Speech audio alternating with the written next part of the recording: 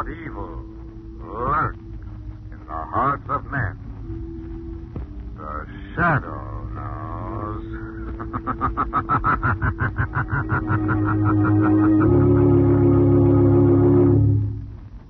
Once again, your neighborhood blue coal dealer brings you the thrilling adventures of the Shadow, the hard and relentless fight of one man against the forces of evil.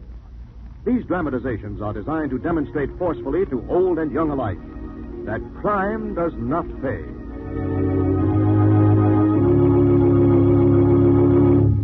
Friends, there has been no interruption in the mining of blue coal. Every working day, the blue coal mines are producing at full capacity. Yes, householders can fill their bins with blue coal this spring and be sure of the same steady, healthful warmth next winter they have enjoyed this year. Because of the shortage of other fuels, the demand for hard coal has greatly increased. And for your safety and comfort next winter, we want to make this suggestion. Place your order this spring, the sooner the better, for the coal you will need next winter. Don't take a chance. Call the nearest blue coal dealer tomorrow and ask him to schedule your spring delivery of blue coal, America's finest hard coal.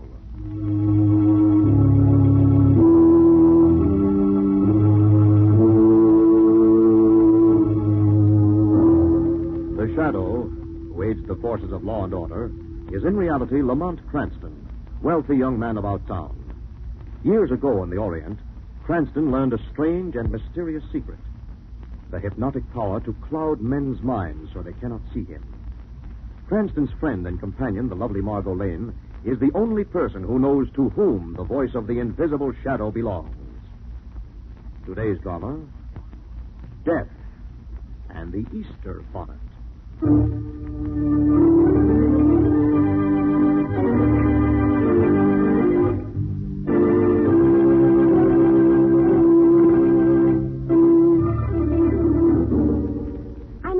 Exactly the kind of an Easter bonnet I want, but there just isn't anything like it in any of the shops this year.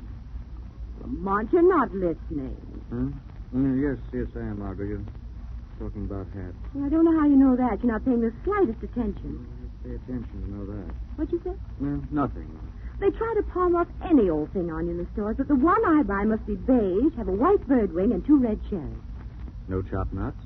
Lamont, you're impossible. Can't you see how lovely it would be? Beige with a pair of dark red cherries and a white wing. Well, why don't you buy one? Well, I've tried. There are just a few little out-of-the-way shops that I haven't been to yet. And I don't intend to give in until I've exhausted the town. Say nothing of me. What's that? Nothing, Doc. Well, somewhere in this city there must be a beige hat with... I'll get it. Hello? This is Geraldine Granberry Smythe, Margo. Oh, yes, Mrs. Granberry Smythe. Listen, my dear, I hope I'm not too late with the invitation, but I'm having a musicale this afternoon at 4. Oh, well, it's awfully sweet of you to ask me, Mrs. Granberry Smythe. Now, before you say no, my dear, it's going to be quite an affair. Raoul Respighi is the guest of honor. Raoul Respighi? Oh, surely you've heard of him, Margo. The great violinist from Bologna. Where's Bologna? Oh, it's a small country in Middle Europe. Too utterly fascinating. And Raoul has taken his entire smart set by storm. You'll never forgive yourself if you miss meeting him. Oh, say you'll come. Well, I intended to shop for my Easter hat this afternoon. Surely that won't take until 4 o'clock, dear girl. Well, I don't see why not. I've been at it practically all week. Have you tried the Baroness Yolanda's shop? The Baroness Yolanda? Oh, yes, it's a charming little place just off Faulkner Square. Well, I've never even heard of it. Well, you're hearing of it now. Just drop in and mention Mr. Respighi's name. You think I'll find what I want? If it exists, my dear, you'll find it at the Baroness Yolanda.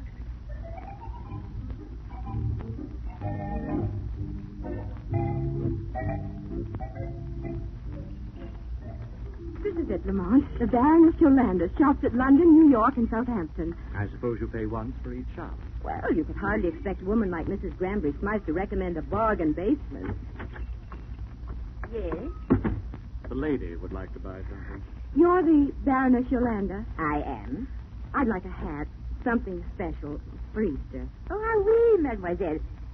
This perhaps pastel green with the sprig of lilies of the valley. Very charming, don't you think? Yes, I do, but it isn't what I want. But perhaps mademoiselle has something definite in mind? I'll say, mademoiselle. If she will describe it to me, perhaps I could design it for her personally. Well, that's a wonderful idea. Look, I want a beige hat. Yes? With a white bird wing. White bird wing. And a pair of deep red cherries. Doesn't that sound divine? Yes. Who sent you here? I was told to mention Mr. Speaker's name. I see. So do you think you could? Could what, mademoiselle? Design it for me. I do not have to design it, mademoiselle. That hat is here, ready and waiting. What? Here, monsieur. Mademoiselle. Lamont, look. It's almost exactly what I ordered. Naturally, mademoiselle. How much is it? $75. $75. For that kind of money, darling, you could buy a cherry orchard with a dove palm thrown in. I am sorry, monsieur, but that is the price. Come on, Margaret. No, Lamont. What? It's just what I've been looking for. $75? I know it's expensive, but I've been saving up for this all winter. Besides, I always say it pays to buy nice things. You come out ahead in the long run. Mademoiselle will take the hat? Yes. I thought mademoiselle would.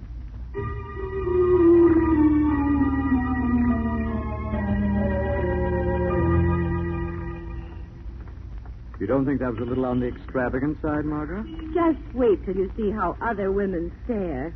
If that's what you're after, you get better results wearing a picture of Gregory Peck on your head. You know, darling, you're very bright about most things. But when it comes to women's hats, you suddenly go blank. I'm sorry. Nothing more to say. I beg your pardon. What's that? I said I beg your pardon, but I couldn't help noticing your hat. You see? It's the most charming thing I've ever looked at. Do you mind if I ask you where you got it? Not at all. I just bought it at the Baroness Yolanda's, right across the square. I see. I hope you forgive my intruding. Don't mention it. She has some very lovely things. Drop in and look them over. Thanks, I intend to. Take your life savings with you. Lamont. Yes? I want a hat. Oh, oui. Perhaps you would I like know a- what I'd like. I'd like a beige hat with 2 red cherries and a white bird's wing. What? I wasn't told I had to repeat it. Who sent you here? Red Speaky. Where's the hat? I... Where is it? Why, I'll tell you where it is. You sold it. You sold it to that girl who just walked out of here. It's quite ridiculous, you know, Sherry. She asked for it. She knew everything. Even Red Speaky's name, mind you. Who is she? But that I don't know, Sherry. Who's she working for? That I don't know Oh, either. this really is incredible. Eh bien, I have made a mistake, ma chère. Obviously, the deal is off, and our friend doesn't have to settle with me. Our friend won't get a chance to settle with you. What do you mean? I mean, you sold us out. Oh, no, Sherry. It was a mistake, just a little silly mistake. To prevent further silly mistakes, I'm going to settle with you myself. A gun. No, please, put it away. I am so terribly afraid of guns, Sherry. Too bad. But this is the last one you ever have to be afraid of. Sherry.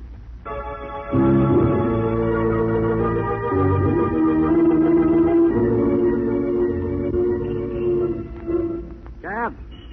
Hey, taxi! Dear, we've been trying to get a cab for the last half hour. Not quite, Margaret. Well, the last 10 minutes, anyway. Cab! Oh, here's one. At last. All right, my lady, hop in. Come on. You might as well tell him to drive on. What do you mean? I've just discovered that I left my gloves in the Baroness Yolanda's shop.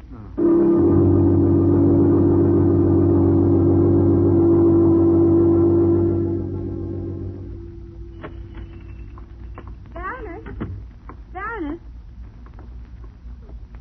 Doesn't seem to be here. She doesn't seem to be here, Margaret, but she is. Where? The floor at the end of the counter. Mark. Easy. What's the matter with her? Pretty serious complaint. What do you mean? She's dead. But she was alive just a few minutes ago. That was a few minutes ago. I'm going to call the police. There's probably a phone behind those curtains in the back. I'll take a look. What in the world happened here? Speculate about that later. Meanwhile... Margaret, What? remember that girl in the street who asked you where you got your hat? Yes? Lying on the floor behind these curtains, unconscious. You're all right. You just fainted. That hat. I remember your Now, hat. just relax. You're safe now. What happened here? Happened. The Baroness. She's dead. Yes, I remember now. Easy. He was carrying me some hats when he walked in. He? Who? His name was Gibson. At least that's what she called him. Maxime Gessler. Yes. There was an argument. About what? I don't know. They were speaking in foreign language. Then all of a sudden he pulled a gun and shot her. Where did he go? That's all I remember. Did she seem surprised when he walked in? No, I think he must have been an old customer. Good. Margo. Yes? Take that credit ledger off the desk there and look for the name Gessler. Just a second.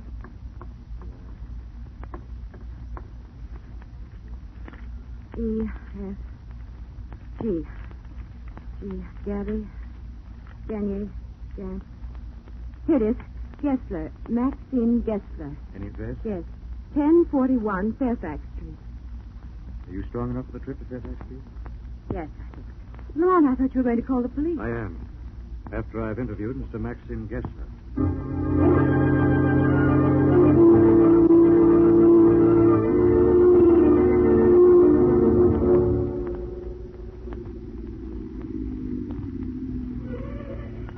This is 1041. And as bleak a piece of architecture as you're likely to see. Oh, why? You hold on the cab, Margo. You mean I'm to stay down here? In the event of trouble, it'll be tougher to have you both with me. This young lady has to go along to identify Mr. Maxime Gessler. Right there. Look, on the bell there. Maxime Gessler, apartment 2C. All right, come on now, as quietly as you can. Have you got a gun? No. What don't you think you should have? In a spot like this, the element of surprise is worth more than heavy artillery. There we are, 2C. You step to one side in case there's any trouble. What trouble? There won't be any trouble if you keep your hands in the air. Yes, just so. And show proper respect for this very admirable firearm. Gessler? Maxime Gessler at your service, sir. And in case you have not been properly introduced, the young lady at your side is my very able compatriot, Miss Nadja Sentlow. Get inside. A trap, I take it, Miss Sentlow? I'm sorry I had to lead you on, Mr. Cranston, but you'll forgive me when you see how much we need you in our business. Good work, Nadja. I took some fast thinking to get them here. When you phoned, you spoke of a young lady who had the hat. Yes, she's downstairs in the cab. I see. Here, take the gun. Thanks. Just keep Mr. Cranston occupied while I fetch the young woman. No. Out of my way. Keep your hands off Margo Lane. Nadia, Yes? I'm going to have to use violence with Mr. Cranston here. If he tries to defend himself in any way, shoot to kill. Understand? Yes, Maxine. You have made this necessary. Sir!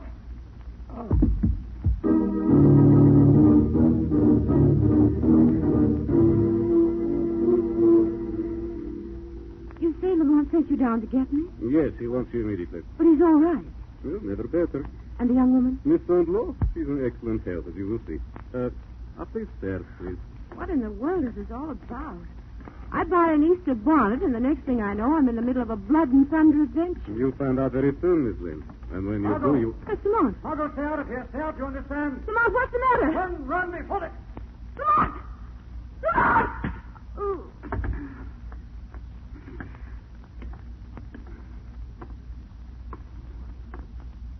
Open the door, Nadia. I had to stop him, Maxine. I understand. I had to pacify Miss Lane. Getting quite excited. What did you use? Blackjack. I trust I did not damage her lovely Easter bonnet.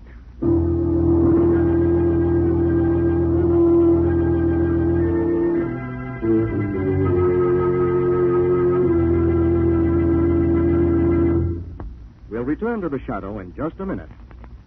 Friends, there has been no interruption in the mining of blue coal. We're glad to be able to tell you this because it means you'll be able to fill your bin this spring and be prepared against a possible fuel shortage next winter. Now, here's another important springtime suggestion. You know how the spring weather changes from balmy to freezing in a few hours? Well, that's when you most appreciate automatic temperature control. Why not have it now? Install a Blue Coal Temp Master with the electric eye thermostat. It will bring you years of carefree heating comfort. You need never go to the basement to adjust furnace dampers. You need never trouble yourself about regulating the temperature in your home, because the marvelous new electric eye thermostat will watch it for you.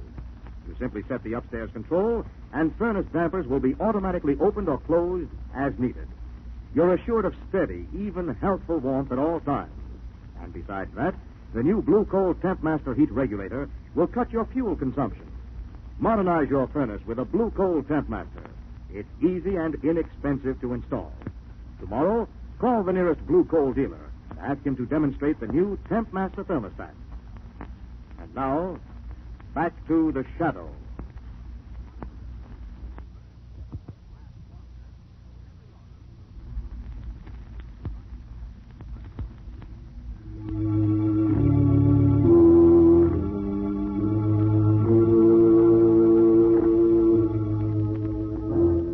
When Margo came to, she discovered that she and Lamont had been dragged into a back room of Gessler's flat. In motionless silence, they both listened, as in the next room, Gessler and the girl Nadja examined her Easter bonnet. Well, have you found it? Not yet, but... Oh, wait a minute. Seems to be something sewn in under the band. Here, give it to me. Yeah. Now we just rip out the stitches. And there we are. Is that it? C over pi m squared plus u over 7. Yes, that's it. Yes. Oh, wonderful. Our friend should be very pleased, eh, Maxine? Let us hope so. Tell me, our friend, is he going to be late? Let's see. He is his usual punctual self. He will be here within a minute. You think he'll have our money with him? I'm sure he will. He has their funds complete at his disposal. Whose funds? The funds of the Royal Wallonian government. Yes. Prompt as always.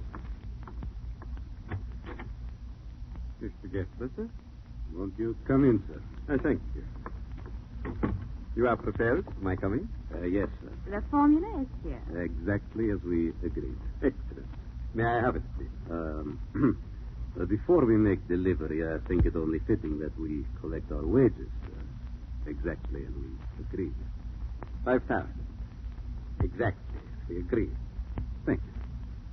And now the formula, if I may? There you are. I am most indebted to you. Now I come to a most unpleasant aspect of our relationship. Unpleasant? Why? I'm on highly criminal business in this country, and one thing is most apparent. What's that? I would be most unlucky if you decided to sell me out before I have taken my departure from You the should shore. have thought of that before. Oh, I did, Miss Nasser. And I made plans to take care of this contingency. What sort of plans? This sort. Oh, no. Put down that gun. I am sorry, Maxim. Most sorry, Nadja. But I cannot jeopardize the interests of my country. Please, I beg you. Don't. You can trust us. You can trust us. Respighi! Respighi!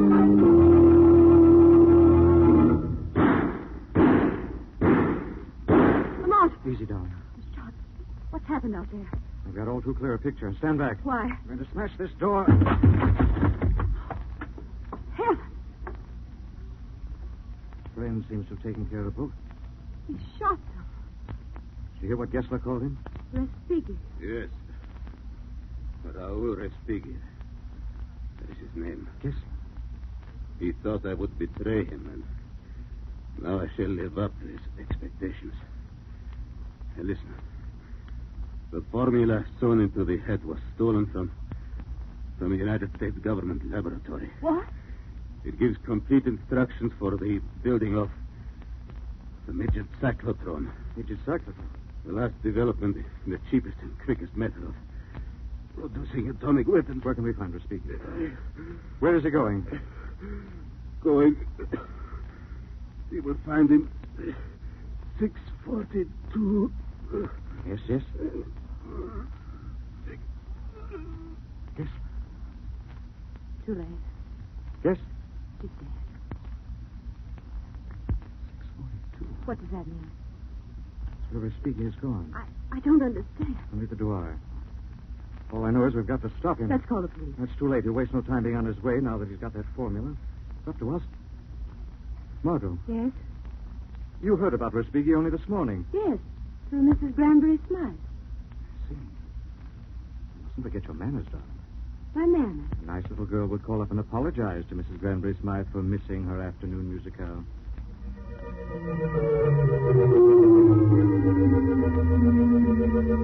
Yes, Margot, dear girl.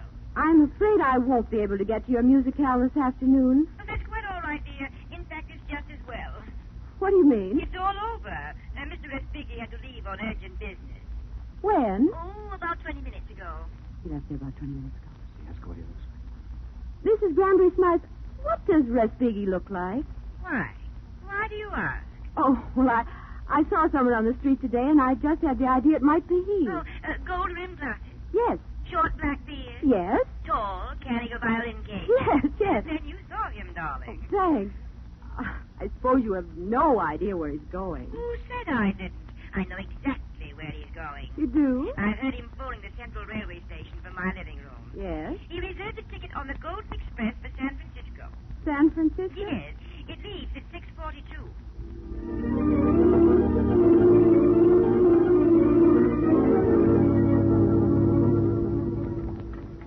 What time does the clock say? 6:40, Lamont. We've made it. We haven't found the Golden Express yet. There it is, Margo. Track 14, Golden Express. Look, Lamont, it's pulling off. Quick, come on. We'll have to jump for it. Oh, home free. Oh, I never thought we'd make it. I want to find out Mr. Respighi. Excuse me, please. Oh, let the man by. Oh, I'm sorry. Oh, by the way, I beg your pardon. Yes? We're looking for a gentleman you may have seen. Yes? He's tall, wears golden glasses, with a short, dark beard. Oh, no, I don't think I've seen him, miss. He speaks with a foreign accent? No. Oh, wait a minute. Yeah, I've seen him. He's up ahead. Yes, where? It's car 4. I heard him talking to the conductor. Thanks very much. You stay here, Margo. Lamont. There may be trouble. Well, then shouldn't you ask this gentleman to go along with you? No, thanks, sweetheart. It's a confidential But matter. if there's trouble, you may meet If someone. there's trouble, I'll have someone. Who? A shadow. Come back to you later, my lady.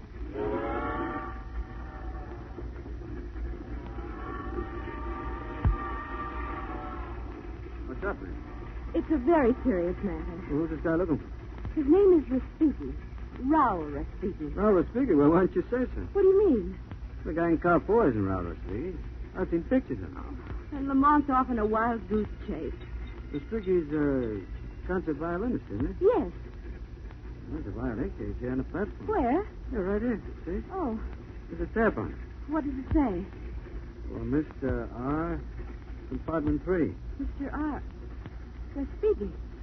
Where is compartment 3? Next car. You want to have a look? Will you go along with me? Delighted. Right.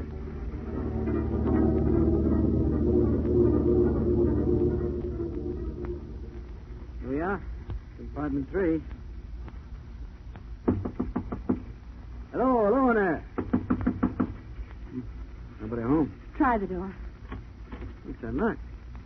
Huh? Can we go in? Yes, quick. Now, we've got to work fast. Maybe right here in this room. You sound like somebody in a spy movie. Well, no wonder. What we're looking for is some confidential government papers. Really? How confidential? They're practically invaluable. Not by any chance a secret formula for a midget cyclotron. Why, yes. How do you know? Because I happen to have it here in my wallet. I thought it wisest to remove the glasses, beard, and accent until I'm safely out of America. I'm a very cautious man. Respighi. And I'm sure you would have been wiser to have kept your lily-white nose out of this situation entirely. But since you have not, being such a cautious individual, I shall have to take rather definite steps. If you pull that trigger, they'll hear you outside. I hardly think they could above the noise of the rails. They could hear if I screamed. Perhaps, but it would do you no good. I have bolted the door on the inside. You amuse me, young woman, trying to play at intrigue with a man whose business is intrigue. However, amuse me though you do, I can no longer afford the luxury of your presence. Please don't! Please don't! Don't! What happened? What's going on here? The window suddenly broke. Something crashed through the pane. But there's nothing inside. I don't understand. What happened to your accent, Mr. Respighi? What was that? Shadow. Who's that talking? I cannot see anything. I am the shadow. Now take that formula, Respighi. Don't come near me. Now take that formula. You touch me, I'll pull this trigger and kill this young woman before your eyes. No. I don't think so. I assure you I will. It may interest you to know that when Mr. Cranston discovered there was no man fitting the description he gave you in car 4, he wired ahead to the next stop to have you picked up. What difference does that make? She'll be dead before we reach the next stop. We are at the next stop. What? The train has stopped, Respighi. And if you turn around, you'll see there are 3 American-made police revolvers leveled at you through the broken window.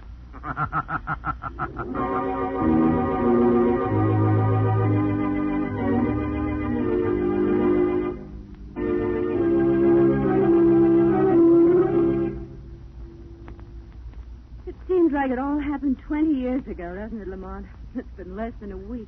All I can say, it was a tough way to get an Easter bonnet. No, I'll get it. Right. Registered later for Miss Margo Lane. I'll take it. Sign here. There you are. It's for you, Margot, from the Scientific Research Foundation. For me? What is it? Open it. See. Lamont, look. In recognition and reward for your effort in retrieving invaluable paper of a secret and confidential nature, we enclose a check for $500. Oh, that ought to teach you, Lamont Cranston. Teach me what? The hat cost me $75, didn't it? Yes. And the check is for $500. So I'm $425 ahead. You see now, don't you? See what, though? That I was right. It pays to buy nice things. To come out ahead in the long run.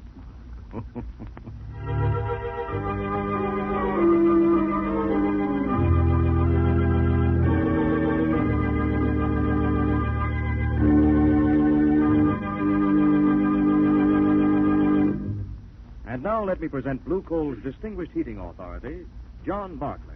Thank you, Andre Baruch, and good evening, friends. It's not too early to plan the spring checkup and cleanup of your furnace, and to make arrangements with your Blue Coal dealer to have that essential job done. Yes, it's essential to good heating and operation that will save you money next winter and to prevent costly rust damage while your furnace is idle this summer. Blue Coal dealers have specially trained men and special equipment to do a quick, thorough, dust-free, and inexpensive job of cleaning your furnace. They can also make the minor repairs necessary. Your Blue Coal dealer will receive many calls to clean and repair furnaces, so it would be wise to call him now and make sure that he'll be able to fit your job into his schedule. Better make a note right now to call the nearest Blue Coal dealer tomorrow. I thank you.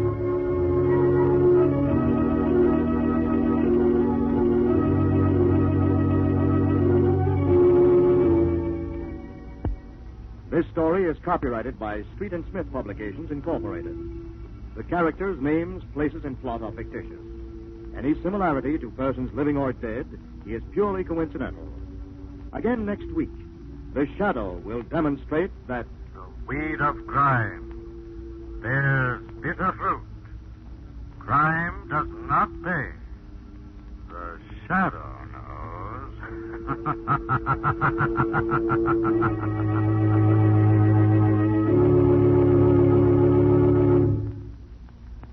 next week, same time, same station, your friendly Blue Coal dealer brings you another strange and thrilling adventure in The Shadow's daring battle against the forces of evil. The Shadow is presented by the D&W Coal Company, distributors of Blue Coal. Lamont Cranston is played by Brett Morrison. Margo by Grace Matthews. Your announcer is Andre Baruch. Remember, it's Blue Coal for finest heating service. It's Blue Coal for finest modern equipment. It's Blue Coal for the best home heat money can buy.